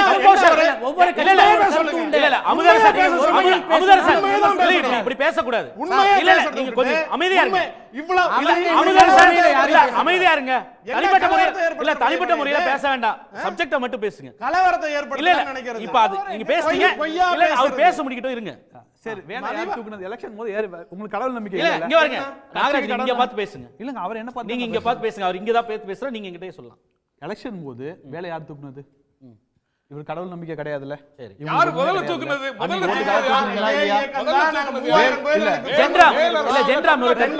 அமுதரசன் நீங்களே பேசிட்டு இருந்தா கேட்காது. மேல் அரசியல தமிழ்நாட்டுக்குள்ள கொண்டு வந்தது யாரு? மேல் அரசியல தமிழ்நாட்டுக்குள்ள நீங்க எடுக்கிறீங்க. உங்களுக்கு தான் கடவுள் நம்பிக்கை இல்ல. உங்களுக்கு தான் கடவுள் நம்பிக்கை இல்ல. எதுவுமே வேண்டாம், நாங்க எல்லா மதத்தையும் ஒண்ணா பாக்குறோம், எல்லாம் கரெக்ட். உங்களுக்கு நம்பிக்கை இல்ல, உங்களுக்கு நம்பிக்கை இல்ல. ஏன் அந்த நேரத்துல வேலை அரசியல் நீங்க எடுத்தீங்க? இதே நீங்க என்ன சொல்றீங்க? நம்பிக்கை உள்ளவன் கொடுக்கறான் சார், நம்பிக்கை உள்ளவன் கொடுக்கறான், வாங்குறாரு. உங்களுக்கு என்ன அத பத்தி? இன்னொரு கட்சி நீங்க என்ன சொல்றீங்க? நீங்க என்ன சொல்றீங்க? உங்களுக்கு ரம்ஜான் நோன்பு துறக்கிறதுக்கு போனா அதுக்கு போனா நாகராஜுக்கு மட்டும் அங்க போக மட்டும் போறீங்க. நாகராஜுக்கு மட்டும் சொன்னா இல்ல, அங்க மட்டும் இந்த ஏன் பேச்செல்லாம் போறேன்னு கேக்குறீங்க. பேசாதீங்க. மேல ஒருத்தர் நம்பிக்கையான இந்த பேச்செல்லாம் கட்சியில பேசாதீங்க. நம்பிக்கை உள்ள ஒருத்தர் இதெல்லாம் கொடுக்கிறாரு, மட்டமான வாங்குறாரு. அரசியல். திமுக நீங்க பண்றது என்ன மட்டமான அரசியல். எப்பவுமே வாங்குறது பிரச்சனை இல்ல சார். எப்ப வாங்கினா என்ன எலெக்ஷன் சார்? நேரத்துல மட்டும் வாங்குறது தான் பிரச்சனை நான் நான் சொல்றேன். அப்ப- அப்ப- எலெக்ஷன் இல்ல, நேரத்துல நான் மட்டும் வாங்குறது நான் தான் என்ன பிரச்சனை. கேக்குறேன் இல்ல நான் என்ன கேக்குறேன், தாலியை புடிங்கிட்டு போயிருவாங்க, எரும மாடை புடிங்கிட்டு போயிருவாங்கல்ல ஒரு பிரதமர் பேசினாரு, அவர் எதுக்கு பேசினாரு அப்போ? தாலி புடிங்கிட்டு தாலி அறுப்பு போராட்டம் பண்ண தான் பண்றேன்னு பெரிய ஆளு நான் கேட்டது இந்த ரெண்டும் இந்த ஒண்ணுதான். மடைமாற்ற வேலை வேண்டாம். இல்ல, நான் கேட்ட நான் கேள்வி straight ஆ இல்ல இல்ல தான் அமுதர் சொல்லுங்க. இங்க- எலெக்ஷன் இல்ல, இல்ல, எலெக்ஷன் என்ன கேம்பெயின்ல ஆயிடுதுன்னா- இல்ல இல்ல சார், எலெக்ஷன் ஒரு கேம்பெயின்ல நிமிஷம். உங்களுக்கு ஒரு ஓட்டு போட்டீங்கன்னா தாலியை புடிங்கிட்டு போயிருவாங்க. நீங்க 2 எருமை வச்சிருந்தா ஒரு எருமையை புடிங்கிட்டு போயிடுவாங்க. அதே போல வந்து கோவிட் ஜிகாது இதெல்லாம் பேசுனது ஒரு பிரதமர் பிரச்சார கூட்டத்துல, தேர்தல் பிரச்சாரத்துல ராஜஸ்தான்ல சொன்னதுதான் இந்த தாலியை புடிங்கிட்டு போயிருவாங்கன்னு. அது வந்து எதுக்காக பேசினாரு சார்? நான் என்ன சொல்றேன், நீங்க எல்லாம் என்ன சொல்றீங்க? மோடி அவர்கள் தப்புன்றீங்க. நீங்க இல்ல சொல்றீங்க, நான் அவர் சொல்ற- கேட்பது நீங்க எல்லாரும் அது எதுக்கு பேசினாருன்றது மட்டும் நீங்க சொல்லுங்க. நான் தப்பு சரின்றது மக்கள்கிட்ட விட்டுருவோம். நான் கேட்கக்கூடியது தப்பு சரின்றது மக்கள்கிட்ட நானும் கேட்கக்கூடியது அதுதான். நீங்க எல்லாம் என்ன சொல்றீங்க? பிரதமர் மோடி தப்புன்றீங்க. அதே தப்ப மோடி ஸ்டாலின் சார் பண்ண கூட தப்பு என்ன பேசினார் ஸ்டாலின் அவர் யார் வந்து தாலியை பிடிங்கிட்டு போயிருவான், மாட்டை பிடிங்கிட்டு போயிருவாங்க, கோவிட் ஜிகாத்னு வந்து முதலமைச்சர் ஸ்டாலினோ இல்ல திமுக யார் சொன்னா? ஏன் சார் இஸ்லாமிய கல்யாணத்துக்குள்ள போயிட்டு இந்துவோட வேத நெறிமுறைகளை தப்பா சொன்னார் அவரு? எப்ப சொன்னார்? 6 வருஷத்துக்கு முன்னாடி சொன்னாரு சார். இஸ்லாமிய கல்யாணமே அது கிடையாது. இஸ்லாமிய கல்யாணம் இல்ல. இஸ்லாமிய கல்யாணமே கிடையாது. அது அது நீங்க தவறான வந்து சித்தரிக்க வேண்டாம். அது இது இஸ்லாமிய இதுதான் கல்யாணத்துல இஸ்லாமிய கல்யாணம். இல்ல இல்ல அது இஸ்லாமிய கல்யாணத்துல இதுதான் பேசுறது இல்ல. அயோக்கியத்தனம்னு நாங்க அது ஒரு இந்து கண்டிக்கிறோம். திருமணம் தான். இது அயோக்கியத்தனமா அவர் கண்டிக்கிறோம். வேற வந்து டிஃபரண்ட் ஸ்கூல் ஆஃப் தாட்டுங்க. நீங்க அதுக்குள்ள போயிட்டு நீங்க வந்து சார், தேவையில்லாம அத ட்விஸ்ட் நீங்க பண்ணாதீங்க. பேசினா different school of thought, அடுத்தவங்க பேசினா different நீங்க- school of thought இல்லைன்னா இல்ல என்ன அர்த்தம்? சார், எங்க சரி, okay. இல்ல நான் என்ன கம்யூனிஸ்ட் சொல்றேன்? வயலன்ஸ் நான் இன்சைட் என்ன பண்ணாங்களா சொல்றேன் சார்? நான் என்ன சொல்றேன்? நான் என்ன பேசுறேன் நீங்க எல்லாம் எழுதி கொடுத்துருங்க. நான் அப்படியே ஒப்பிச்சிட்டு இல்ல போயிடலாம். எல்லாம் ஈஸியா போயிடலாம். எதுக்கு நாங்க எல்லாம் ஒப்பிக்கிறதெல்லாம் வரணும்? இல்லைங்க. இல்ல, எதுக்கு நாங்க இல்ல வரணும்? நான் எதுக்கு எங்களுக்கு இல்ல invite நான் பண்ணணும்? கேட்கக்கூடியது எதுக்கு நீங்க வந்து தவறான விஷயத்தை சொல்ல முடியாது. அது இஸ்லாமிய திருமணம் சார், கிடையாது. இங்க பாருங்க சார். அது நீங்க இஸ்லாமிய வந்து எல்லாம் திருமணம் இல்லைங்க. குறுக்க அது இஸ்லாமிய பேசுங்க. திருமணத்துல நடந்தது நான் வீடியோ கிடையாது. அனுப்புறேன். ஃபுல்லா ப்ளே பண்றேன். நீங்க இங்க பாருங்க. வீடியோ அனுப்புங்க, அப்புறமா பேசுவோம். வாட்ஸ்அப்ல திரு ரமேஷ் அனுப்புங்க, நீங்க இல்ல சொல்லுங்க. இல்லங்க, வாட்ஸ்அப்ல 6 நிமிஷம் வீடியோ இல்ல தனிப்பட்ட முறையில நான் 2 பேர் தான் பேசிட்டு இருந்தா பேசுறேன். நடக்காது. ரமேஷ் தனிப்பட்டலாம் பேசல சார். நீங்க இல்ல நீங்க ஆக்சுவலி இல்ல நீங்க முதல்ல வந்து நீங்க 2 பேரும் பேசிக்காதீங்க. என்கிட்ட ஏதா இருந்தாலும் சொல்லுங்க. திரு ரமேஷ் உங்களுடைய தேர்தல் காலகட்டம் குறைந்தபட்சம் நீங்கள் மத்திய அரசின் மீது தொடர்ந்து அழுத்தம் கொடுக்க வேண்டும். அதற்கு நீங்கள் வந்து ஒரு நாள் எஸ்ஐஆர் எடுத்து போராடிக்குவாங்க, அப்புறம் டீலிமிட்டேஷன் எடுத்து போராடிக்குவாங்க, அப்புறம் மதவாதம் என்ற ஒரு கொள்கை இல்ல, எடுத்து இவ்வளவு போராடிக்குவாங்க. தாக்குதல் நடந்திருக்கு, அது கண்ணுக்கு தெரியுதா தெரியலையா? இல்ல இல்ல அவர் சொல்றாரு. இவ்வளவு தாக்குதல் நடந்தது கண்ணுக்கு தெரியுதா தெரியல? இது வெறும் வாக்கு அரசியலா மட்டும் அவர் முடிச்சிரட்டும், நீங்க பேசுங்க. அவர்களுடைய அஜெண்டாவை அவங்க எடுத்துட்டாங்க. நான் என்ன சொல்றேன், ஏற்கனவே மத நல்லிணக்கத்துக்கு எடுத்துக்காட்டு தமிழ்நாடு என்று சொல்லியாச்சு. இன்றைக்கு பெருந்தலைவர் காமராஜர், தந்தை பெரியார் போன்ற மூதறிஞர் ராஜாஜி போன்ற மிகப்பெரிய ஆளுமைகள், டாக்டர் கலைஞர் உட்பட மிகப்பெரிய ஆளுமைகள், மக்கள் தலைவர் மூப்பனாரை போன்ற ஆளுமைகள்லாம் இங்கே ஆண்டிருக்காங்க. இங்கே அதற்கான இடம் கிடையாது. அதைத்தான் யாராவது முதல்ல சொல்றேன். கையிலே எடுத்தாலும் கூட அது மீண்டும் நசுக்கப்படும். அதைத்தான் முதல் இல்ல, சொல்றேன். அதுதான். You concur with the chief அது minister. யாராலும் எடுத்தாலும் கூட நசுக்கப்படும். நான் அது கூட உதாரணம் சொன்னேன். இப்போ வங்கதேசத்தில் ஒரு இளைஞர் அடித்துக் கொள்ளப்பட்டது போல ஒவ்வொரு நாட்டிலும் ஒரு சில சிறுபான்மை இனம் பாதிக்கப்படுது. அது எங்க நடந்தாலும் எங்க தப்பு தான். நடந்தாலும் பாதிக்கப்படுது. அது எங்க நடந்தாலும் குரல் கொடுக்கறாங்க. இன்றைக்கு அங்கிருந்து வந்திருக்கக்கூடிய வங்கதேசத்தினுடைய முன்னாள் தலைவர் லண்டன்ல இருந்து வந்தவர் கூட அதை கண்டிக்கிறார். ஆகவே அதே போல தான் இங்கேயும் நீங்க வந்து நீங்க எல்லாரையும் ஒரு குக்குராம வரைக்கும் நம்ம பார்க்க முடியாது. அது சுயநலத்தினுடைய தனிப்பட்ட பிரச்சனை கூட இருக்கலாம். அது ஜாதிய ரீதியாக இல்ல மத ரீதியாக கூட கொண்டு போகலாம். நீங்க அதை வந்து நம்ம மத ரீதியாக நம்ம முற்றுப்புள்ளி வச்சிருவோம். இல்ல அதுதான் ராபர்ட்டோ சரி அமுதரசன் அண்ட் ஜென்ராம் அவர்கள் சொல்றது. ஒரு தனிப்பட்ட ஆங்காங்க ஒரு சம்பவங்கள் ஸ்பொராடிக்கா நடந்துகிறது இல்லை. ஒரு கட்சி, அதற்கு சம்பந்தப்பட்ட அஃபிலியேட்டட் அமைப்புகள் இருக்குல்ல, வலதுசாரி அமைப்புகள், ஆர்கனைஸ்டா ஒவ்வொரு விஷயத்தையும் இது போல மதம் பின்னணியோடு அதை வந்து மடைமாற்ற முடியுமா, அதுல ஆதாயம் தேட முடியுமான்னு ஒரு மத தேசத்தை வந்து உண்டு பண்ணுவதற்கான முயற்சி எடுக்கிறாங்க அப்படின்னு சொல்றாங்க. மக்கள் ஒற்றுமையா இருக்காங்க சார். அது முடியாது சார்.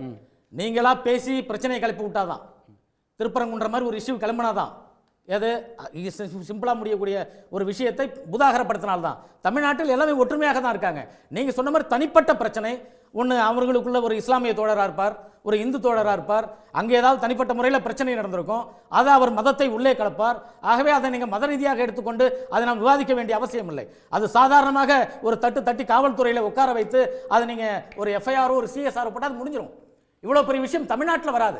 நான் ஆணித்தரமாக சொல்லுகிறேன், இதை பாதுகாக்க வேண்டியது முதலமைச்சரின் கடமை. இங்கே பாஜக செய்யாது. பாஜக செய்தால் அதை தட்டி கேட்க வேண்டிய இடத்தில் நாங்க இருக்கோம். எங்களுடைய தலைவர் அதை விட்டு கொடுக்க மாட்டார். ஏற்கனவே சொல்றார் எங்களுடைய தலைவர் ஜி.கே. வாசன் அவர்கள், மத நல்லிணக்கத்திற்கு தமிழ்நாடு எடுத்துக்காட்டு. ஆகவே எங்களுடைய தகப்பனார் எப்படி இருந்தாரோ அதே போன்று மத நல்லிணக்கத்துக்கு நானும் எடுத்துக்காட்டாக இருப்பேன் என்று சொல்லியிருக்கிறேன். என்ன சார் நாங்க இது சொன்னா புரியலன்னு? ஒரு அரசியல் கட்சி தலைவர் அவர் வந்து சிஎம் சொல்றத அவரும் சொல்றாரு. இல்ல நீங்க பேசுறதுல ஒண்ணுமே புரியலையே. நீங்க என்ன நான் இந்த தலைவர் பேசினா புரியல, உங்க தலைவர் பேசினா புரியல. மதசார்பின்மைக்கு அப்ப நீங்க தான் ஜி.கே. வாசன் அவர்கள் தான் பாஜக சார் தனிப்பட்ட முறையில் உங்ககிட்ட கொடுத்துட்டு போயிடலாமே. ஏன் எதிர் கொள்கை ஏன் எதிர் கட்சி இல்ல நீங்க ஏன் சொல்ற இத்தனை கருத்து கட்சி? நீங்க ஏன் சொல்லக்கூடிய இத்தனை இந்த கொள்கை? கருத்துல சிரிப்பு வருது. நீங்க சொல்லக்கூடிய கருத்துல யாருக்குமே வந்து மாற்று கருத்து இல்ல. மத நல்லிணக்கம் இங்க தலை தோங்கக்கூடிய ஒரு மாநில தமிழ்நாடு, எல்லாரும் சகோதரத்துவத்தோட வாழ்றாங்கன்றது தான் முதலமைச்சர் சொல்றாரு, நீங்களும் சொல்றாங்க, எல்லாரும் சொல்றாங்க. திரு ஜென்ராம், இது வந்து சிறிய விஷயங்களை பூதாகரப்படுத்த வேண்டியதுல திருப்பரங்குன்றம் கூட அனுமதிச்சிருந்தா அதோட முடிஞ்சு போயிருக்கும். ஆனால் அதில் வந்து ஒரு ஆதாயம் தேட நினைக்கக்கூடியது ஒரு அரசு கூட அந்த முயற்சி எடுக்குது திமுக அரசுன்ற அந்த விமர்சனத்தை வைக்கிறார். அதை சொல்லிட்டு இப்ப இதையும் பேசுறது எப்படி சரியாகும் கேட்கிறேன். இல்ல அந்த அந்த அந்த விமர்சனம் நண்பர் கேஆர்டி ரமேஷ் பேசுற அந்த விமர்சனம் சரியான விமர்சனம் அல்ல. ஏன்னா திமுக வந்து இந்த பிரச்சனையை கிளப்பியது போல அவர் வந்து சித்தரிக்கிறாரு. அப்படி இல்லை. ஏன்னா 1936 பிரைவி கவுன்சில் இருந்து இந்த பிரச்சனையை பல பல பல பல வழக்குகள்ல தீர்ப்புகள் மூலமாக ஒரு தரப்பு பெற்றுக்கொண்டே வந்திருக்கிறது. அது கோவில் தரப்பு, வேற எதிர்த்தரப்பு வேற எந்த தரப்பும் கிடையாது. கோவில் தரப்பு தான் அந்த தீர்ப்புகள். கோவில் தரப்பிலிருந்து தான் வழக்காடுறாங்க. கோவிலினுடைய முடிவுகள், கோவில் நிர்வாகத்தினுடைய முடிவை எதிர்த்து, இந்து கோவில், குமரன் கோயில், முருகன் கோயில் நிர்வாகத்தினுடைய முடிவை எதிர்த்து தான் சில இந்துக்கள் அங்கு போராடுகிறார்கள். ஆனா பிரச்சனையை வந்து வேறு திசையில திருப்பி அதை இந்து முஸ்லிம் கலவரமாக மாற்ற துடிப்பது அந்த 10-15 பேரோட வேலை. அதற்கு வெவ்வேறு இடங்கள்ல இருக்கக்கூடிய வெவ்வேறு நபர்கள் உதவி செய்யலாம், அது வேற விஷயம். ஆனா கோவில் நிர்வாகம் அங்கு கார்த்திகை இந்துக்களின் சடங்காக ஒவ்வொரு கார்த்திகையிலையும் தீபம் ஏற்றுவதை போல, போன ஆண்டு அதற்கு முந்தைய ஆண்டு தீபம் ஏற்றியதை போல இந்த ஆண்டும் தீபம் ஏற்றி இருக்கிறது. திமுக அரசின் கட்டுப்பாட்டில் இருக்கும் இந்து அறநிலையத்துறை இந்த ஆண்டும் இந்துக்களுடைய சம்பிரதாயத்தை செய்திருக்கிறது. இந்துக்களுக்கு எதிரான திமுக அரசு அப்படின்னு பேசுவதற்கு இல்லாத விஷயங்களை எல்லாம் நீங்க வந்து உருவாக்கி கொண்டே இருக்கலாம். 1999 ஐயா மூப்பனார் ஐயா எடுத்த முடிவை இப்போது ஏன் தமிழ் மாநில காங்கிரஸ் எடுக்கவில்லை அப்படிங்கிறது மிகப்பெரிய கேள்விதான். அமுது கேட்ட கேள்வியை அப்படி கடந்து போய்விட முடியாது அப்படின்னு நான் நினைக்கிறேன். திமுகவினுடைய கூட்டணியை பற்றி பேசுறீங்க. திமுக கூட்டணி முடிவுக்கு எதிராக ஐயா முடிவு நாங்க வரவேணான்னு சொல்லி மூணாவதா நீங்க உருவாக்கி விட்டு அதிமுகவும் பாஜகவும் நீங்க வந்து திமுகவும் தனியா நின்று நாங்க மூன்றாவது அணி போட்டோம். எதுக்கு? பாஜக வரக்கூடாதுன்றதுக்காக. நீங்க 99 சிவப்பு கம்பளம் போட்டு வரவேற்று விட்டு நீங்க 5 ஆண்டு காலம் அமைச்சரவையில் இருந்து விட்டு இங்க வரவேற்றது யார்? அதுக்கு ஜென்ராம் பதில் சொல்லிட்டோம். திமுக தானே வரவேற்றது. இதுல பதில் சொல்றதுக்கு என்ன இருக்கு? இதுல பதில் சொல்றதுக்கு என்ன இருக்கு? இல்ல அவர் முடிச்சிட்டு ஒரு இயக்கம் இருக்கு வேண்டாம். ரமேஷ் நீங்க ஒரு கேள்வி கேட்டீங்க, அவர் முடிச்சிட்டு. நீங்க ரமேஷ் நீங்க தமிழ் மாநில காங்கிரசினுடைய உறுப்பினர், நான் திமுக உறுப்பினர் கிடையாது. நீங்க கேட்ட கேள்விக்கு அமுதரசன் சொல்லுவாரு. நீங்க என்ன பண்றீங்க? தமிழ் மாநில காங்கிரஸ் இன்னைக்கு என்ன நிலை எடுத்திருக்குது? மூப்பனார் ஐயா பாதையிலேயா இருக்குது? அது நேர் தலைகீழாக இருக்கீங்க. அது போக கார்த்தி, இதுல வந்து இது அவ்வளவும் கற்பிக்கப்பட்ட பல விஷயங்களை பெரிய விஷயங்களாக அதை யாருமே விமர்சிக்க கூடாது அப்படின்னு பேசிட்டு இருக்கிறாங்க. முதலமைச்சர் சொல்ற மாதிரி திருப்பரங்குன்றம் கூட தமிழ்நாடு அரசு எந்த விதமான விஷயங்களையும் தவறாக செய்யவில்லை. மாறாக அது 36 வந்த பண்பாட்டை, 36 வந்த நீதிமன்ற தீர்ப்புகளை மதிச்சுதான் அது செயல்பட்டு இருக்கு. அது உறுதி செஞ்சிருக்காங்க. திரு ஜென்ராம், எனக்கு இதுல இன்னைக்கு முதலமைச்சருடைய பேச்சுல இன்னொரு முக்கியமான விஷயம் கேட்க வேண்டியது இருக்கு. அதாவது எந்த அடிமைகளை கூட்டி கொண்டு வந்தாலும் வந்து உங்களுடைய திட்டம் வந்து அரங்கேறாது, உங்களது பாச்சா பலிக்காதுன்னு சொல்லும் பொழுது அவர் வந்து அதிமுகவை வந்து நேரடியாகவே வந்து குற்றம் சாட்டுகிறார். அப்போ பாஜக இந்த கூட்டணியை வந்து கட்டமைச்சு அதிமுகவை உள்ளடக்கி இன்னும் பல கட்சிகள் வர இருக்கிறது. அப்போ இது வந்து ஒரு நேரடியாகவே ஒரு பக்கம் திராவிடம், பெரியார், அம்பேத்கர் மற்றும் பொது உடைமை சித்தாந்தங்களை தூக்கி பிடிக்கக்கூடிய கட்சிகள் ஒரு பக்கம் திமுக தலைமையில், இன்னொரு பக்கம் பாஜகவினுடைய கொள்கையை வந்து தாங்கி கொண்டிருக்கக்கூடிய ஒரு அணியாக முற்றிலும் அது மாறிடுச்சா? அது கம்ப்ளீட்டா வந்து ஐடியாலஜிக்கலா போலரைஸ் ஆயிடுச்சா? அதிமுக, தமிழ் மாநில காங்கிரஸ் நாங்க மத நிலத்துக்கு தான் காலமாக இருக்கோம்னு சொல்லி ரமேஷ் சொல்கிறார். ஆனால் நீங்க முதலமைச்சர் வைக்கக்கூடிய விமர்சனத்திலிருந்து நம்ம அதான் புரிஞ்சுக்கணுமா? அந்த அணி கம்ப்ளீட்டா வந்து போலரைஸ் ஆயிடுச்சு. இது வந்து இரு துருவங்கள், ஒரு கொள்கைகளுக்கு இடையான ஒரு மோதல் தான் 2026 அப்படிதான் வந்து பார்வையிடுகிறாரா முதலமைச்சர்? ஆமாம், மதச்சார்பற்ற சமூக நீதியை கொள்கையாக கொண்ட தவேக நேற்று நடந்த தாக்குதல்களை, இந்தியா முழுக்க நேற்று நடந்த தாக்குதல்களை பற்றி எந்த கருத்தும் சொல்லலை. அவர்கள் ஏதாவது திருப்பரங்குன்றம் பற்றி பேசினாலோ வேறு விஷயங்கள் பேசினாலோ அவர்களும் பாஜகவின் குரலாக எதிரொலிக்கிறார்கள். தமிழ் மாநில காங்கிரஸ் தோழர்களும் கிட்டத்தட்ட தொலைக்காட்சி விவாதங்கள்ல முனவர் பாட்ஷாவா இருந்தாலும் சரி, நண்பர் ரமேஷாக இருந்தாலும் சரி, அவங்களும் பாஜகவின் குரலாக எதிரொலிக்கிறாங்க. அதிமுக பொதுச் செயலாளர்ல இருந்து எல்லாருமே இது போன்ற எல்லா பிரச்சனைகள்லையும் பாஜகவின் குரலாக எதிரொலிக்கிறார்கள். இதை நிறைவேற்றுவதற்காகத்தான் ஒரு வருஷத்துக்கு முன்னாலேயே அந்த கூட்டணியை பாரதிய ஜனதா கட்சி இறுதி செய்திருக்கிறது. அடுத்தடுத்து கூட்டாட்சி தொடர்பான பிரச்சனைகள்ல தமிழ்நாட்டின் குரலாக திமுக சில முயற்சிகளை முன்னெடுக்கும் போது அதுல என்டையர் தமிழ்நாடு, பாஜக தவிர முழு தமிழ்நாடும், அனைத்து அரசியல் கட்சிகளும் ஒரே நிலைக்கு வருவதை தொடர்ந்து பார்த்து கொண்டிருந்த பாரதிய ஜனதா கட்சி உடனடியாக அதிமுகவோடு ஒரு ஒப்பந்தத்தை அவசரமாக போட்டு முடிச்சதுக்கு பிறகு என்ன நடந்ததுன்னு பாருங்க. பாஜகவோட ஸ்டாண்ட அதிமுக ஆதரிச்சு பேசுது. கொள்கை வேற கூட்டணி வேற என்று சொல்லக்கூடியவர்கள் அதுல உண்மையிலேயே அந்த கொள்கையின்படி செயல்பட்டார்கள் என்றால் கூட்டணியில நாங்க தொடர்ந்து நீடிப்போம், ஆனா நாங்க எங்க கொள்கையை தான் பேசுவோம்னு தானே அவங்க பேசணும். ஆனா அவங்க அப்படி பேசல. அவங்க பாஜகவோட ஸ்டாண்டை தான் வெளியில பேசுறாங்க. அவங்களுடைய கொள்கைகளை அப்படியே தூக்கி தள்ளி வச்சுட்டு தான் பேசுறாங்க. அதுதான் இங்க நடந்துட்டு இருக்குது.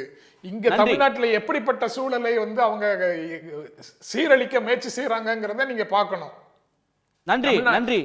வேறு தமிழ்நாடு தள்ளி ஒவ்வொரு மாநில நன்றி நன்றி. இல்ல நேரம் இல்ல. ஒவ்வொரு சரி, ஒரே ஒரு நிமிஷம், 4 விஷயத்தை மட்டும் சொல்லிடுறேன். நீங்க மற்ற மாநிலங்கள்ல நடக்கக்கூடிய விஷயங்களை தொடர்ந்து பார்த்துட்டு இருந்தீங்கன்னா இங்க என்ன ஆபத்து சூழ்ந்திருக்குங்கிறது தெரியும்.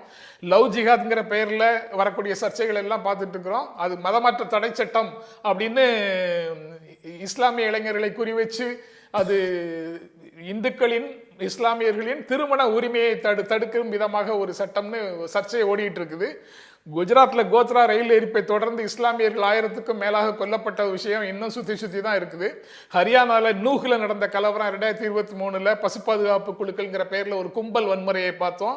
அதை ஒட்டி ஊர்வலத்துல கலாட்டா பார்த்தோம்.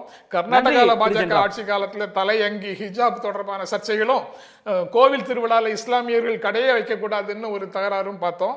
மணிப்பூர் கலவரத்துல தேவாலயங்கள் இடிக்கப்பட்டது, சில கோயில்கள் இடிக்கப்பட்டதை பார்த்தோம். அங்க எப்படி மெய்திக்கும் குக்கிங் ஆர்கனைஸ்டா எல்லா இடத்துலயும் தொடர்ந்து அவங்களுடைய அஜெண்டாவை தான் இம்ப்ளிமெண்ட் பண்ணிட்டு இருக்காங்க, எக்ஸிக்யூட் பண்றாங்கன்னு சொல்றீங்க. நன்றி.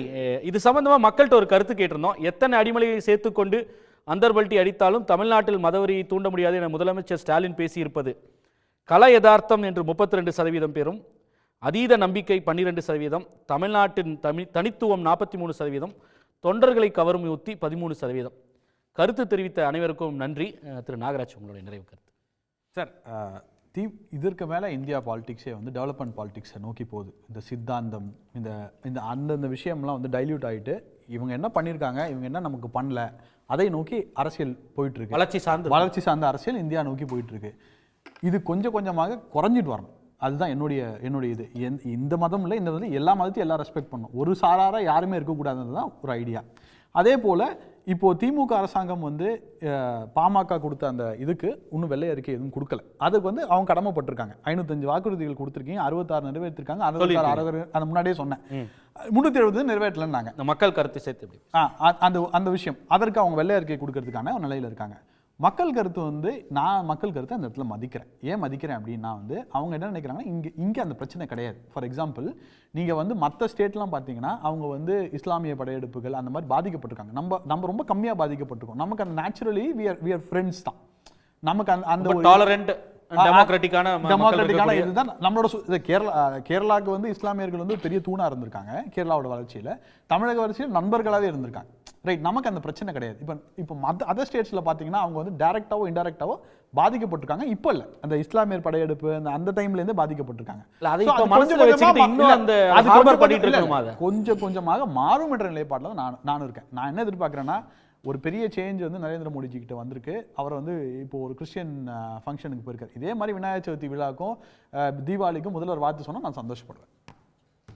வளர்ச்சிக்கான அரசியல்னு சொல்றாரு. எல்லாருமே வளர்ச்சிக்கான அரசியல தான் பேசிட்டு இருக்கோம். ஆனா இந்த 10 ஆண்டுகள் மோடி ஆட்சியில மாட்டு மாமிசம் கொண்டு போனவங்க கொலை செய்யப்பட்டது யாரால? ஸ்டனிஸ்லா சுவாமி என்கிற ஒரு பேராசிரியர் வந்து குடிக்கிறதுக்கு ஒரு ஸ்ட்ரா கூட கொடுக்க முடியாம கொலை செய்தது யாரு அப்படின்னு ஒரு பெரிய இருக்கு. ஆர்டிகல் 370 நீக்கிறது யாரு? யூனிஃபார்ம் சிவில் கோட் கொண்டு வந்து மிரட்டுறது யாரு இந்த 10 ஆண்டுகள்ன்றது மக்களுக்கு தெரியும். நான் சொல்ல வேண்டாம். உத்தராகண்ட்ல ஆல்ரெடி பண்றாங்க.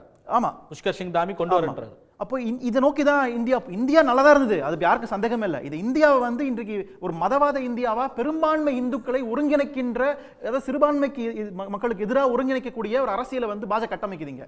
ஆனா உண்மையில இங்க இருக்கக்கூடிய இந்து மக்களுக்கு என்ன தேவைன்னா சமூக நீதி, சாதிவாரி கணக்கெடுப்பு, இடஒதுக்கீடு அதுதான் வேணுங்க. அதை பத்தி பேச மாட்டாங்க. அதை பத்தி பேசாம சிறுபான்மை சமூகத்தினால உங்களுக்கு பாதிப்பு இருக்குன்னு சொல்லி அரசியலை வந்து கட்டமைப்பாங்க.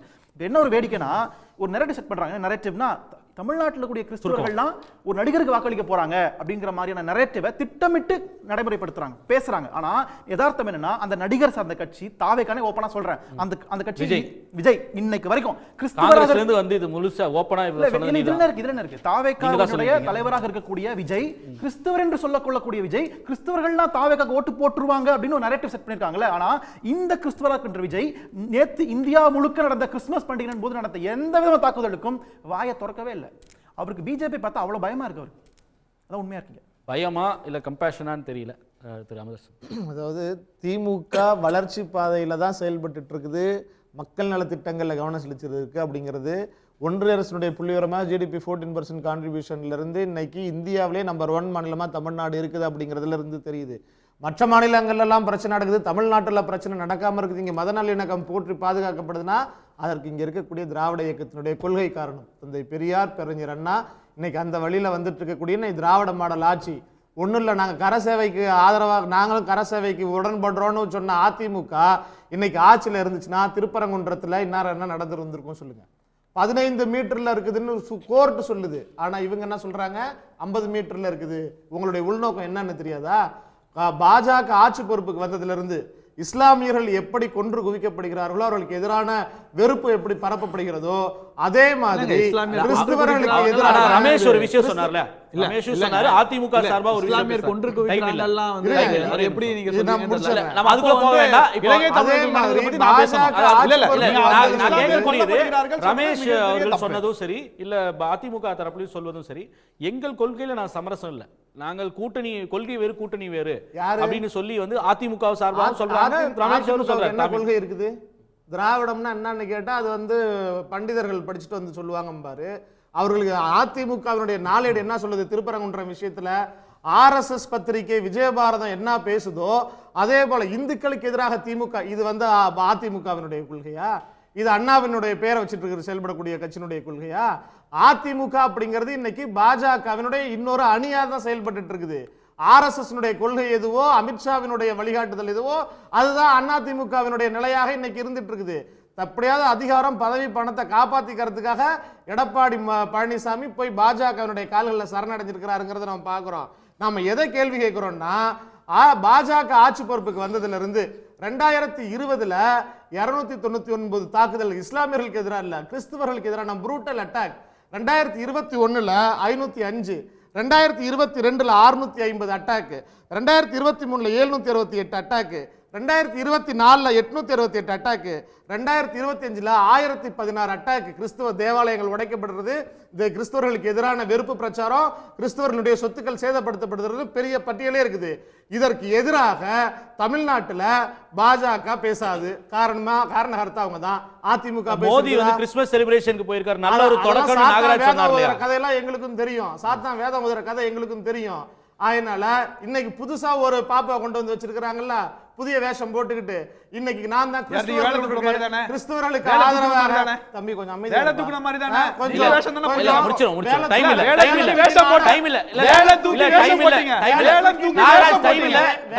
நாடகம் போட்டது பாஜக.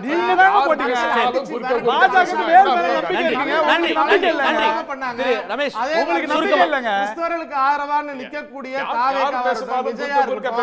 இந்தியா முழுக்க நடந்த கிறிஸ்தவர்களுக்கு எதிரான தாக்குதல் குறித்து பேசுறதுக்கு தைரியம் இல்லாம குறைந்தபட்சம் கேவலம் நன்றி. பாஜகன்னு கூட சொல்றதுக்கு தைரியம் இல்லாம தொடநடுங்கியா இருக்கக்கூடியவர்கள் எப்படி சமூக நல்லிணத்துக்கு மத ஒற்றுமைக்கு பாதுகாப்பா இருப்பாங்க? நன்றி, தமிழ்நாட்டுல வேலை எடுத்துட்டு மாப்பு குழு தொடைக்கிற குச்சை வச்சுக்கிட்டு வேலை ஒட்டிக்கிட்டு நாடகம் போட்ட பாஜக நன்றி, நன்றி. ஆர்எஸ்எஸ் கூட்டத்தை அடிச்சு அடிச்சு அடிச்சு அடிச்சு விரட்டினாங்க தமிழ்நாட்டு நன்றி மக்கள். ரமேஷ் வாக்குறுதி உங்களுக்கு இல்லாம, இல்ல, பேசவே நன்றி வராம, நன்றி புத்தியே வராம, நன்றி நன்றி புத்தியே நன்றி வராம, இருவருக்கும் நன்றி நாங்க தான் இந்துக்களுக்கு ரமேஷ், ராயல் வாங்கி வச்சிருக்கோம். இந்த நாடகத்தை பாஜக போடக்கூடாது.